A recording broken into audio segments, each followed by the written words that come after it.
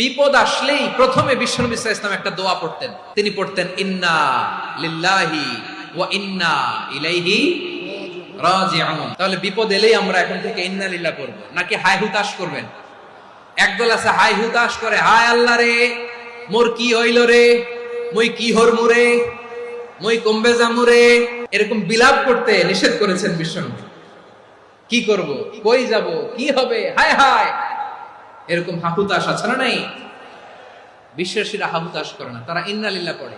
তারপরে বিশ্বনবী পড়তেন আল্লাহুম্মা আজুরনি ফি মুসিবাতি ওয়াখলুফ লি খায়রাম মিনহা।